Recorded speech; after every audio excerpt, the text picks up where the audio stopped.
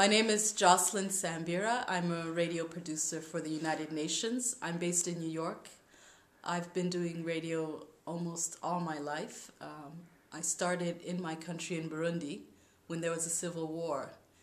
And for most of my career, what I've been doing is peace building through radio. I've been able to do that in other conflict countries where there has been a war, because it was done very successfully in my country. So I took that experience and I used it to work in Tanzania in the refugee camps, in Congo, northern Uganda. My last mission was in Sudan, where I was working with UN Radio there, and we were training Sudanese journalists. So what is the magic about radio? I don't think I'd be able to explain it in 5 minutes. It changed my life. It changed people's lives in Burundi. In which way? Burundi, before democracy came to Burundi, it was a very repressed society when it came to freedom of speech. Because it was a very authoritarian regime, people were afraid to speak their minds or to say what was in their heart. And part of the whole violence came from that culture of secrecy, where you cannot speak your mind, you have to keep things suppressed. So when conflicts did happen, they were very bloody. And our challenge as journalists, because what we saw in Rwanda, there was a genocide in 1994, and the media in Rwanda was part of the conflict because they were taking sides and they were calling on people to kill each other, basically. So in Burundi, when a civil war started for the same reasons between different ethnic groups, we saw that happening in our media.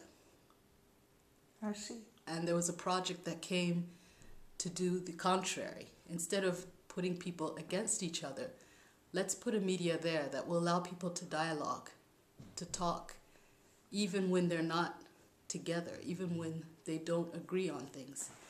Yeah, so how do you broadcast your radio programs? Are these online programs? Are you having some air out there? Or In Burundi, it was a production studio, which I think was fantastic because we were able to give these programs to more than one radio. And we also did a lot through soap opera for radio. Okay. Because when it's sensitive issues, you can pretend it's fiction, but everyone knows that it's reality. Yeah. But in New York, it's a different kind of journalism because I'm still doing radio, but it's online. And the radio stations in Africa or Asia, or even the US, they choose what they want from our websites. So it's kind of syndication? Yeah. Not really. It's free of charge. Okay. No one has to pay for it. And it's also different in a sense where I'm doing more... Look to me. It's different in New York because I'm still reporting on conflict, but this time from the decision makers' side. So what they have to say about how they're going to resolve the conflict and what needs to be done. For example? For example, situations like in Myanmar, in Guinea with the electoral violence, the head of the UN makes statements. There are meetings in the Security Council about Sudan, about Chad, and these decisions affect people's lives. Mm-hmm. So that's why I think the people who take our programs from the website, it complements what they know in their country. So they take the local opinion and they put in our input, which is the input from the leaders of the world. Okay, I see. So right now we are here at the Transformation Thinkers Conference, and as far as I understood, it's not your first time here. So what does this Transformation Thinker, first of all, means for you, and why did you and your colleague actually come up with the idea of making podcasts or video vlog or whatever from this group of Transformation Thinkers brought together by Bertelsmann Foundation and She-Said? When I was first invited in 2005, I had never heard of Bertelsmann.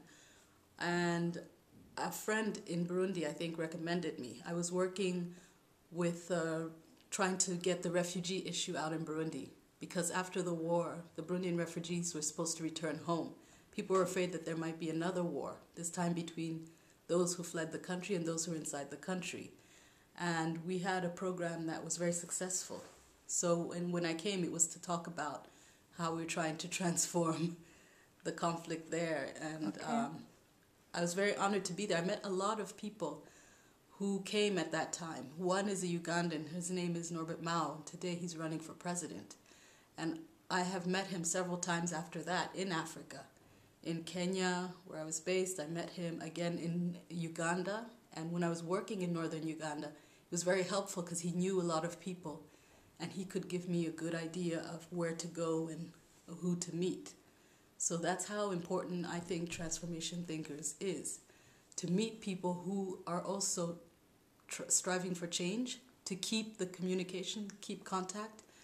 And you never know in life, you know, you meet them again and they could be really helpful in helping you achieve your goals. Last year I was invited again, and that's where I met Cecilia, who was also based in New York at the time. And she had the idea of the podcast because we were thinking, well, we are invited here to Germany to meet, but what can we do when we're not in Germany to keep the communication going? And that was her idea. This is what we can do, the Transformation Thinkers, on our part and ourselves, because podcast is a big thing. We were thinking of audio with her. Other people want to do video. Audio because in the US, people are always on the move, so it's more handy for them to listen on their iPods than they can watch on their iPods as well. So they can also watch on their iPods and on their. But audio is a very big thing now, I think, in the US, and for me, Africa also is a big thing. But video is also great. So she asked me to help out in this initiative, and I think it will be great if everyone is on board. I think we can learn a lot from each other, and I think this think tank could really grow, and we can bring in more people from the outside who are not here in Berlin. Everyone knows someone who's doing something. So we are going to have this session on Friday morning, which I will also be a little part in it.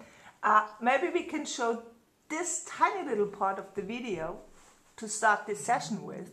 So what would you address to the 25 people down there when you start the session on Friday morning? The first thing I'm going to tell them is that Transformation Thinkers is part of a community, I think. And I think we all share a lot in common wherever we come from. And I think another thing that we share is that we're always looking for the next best thing.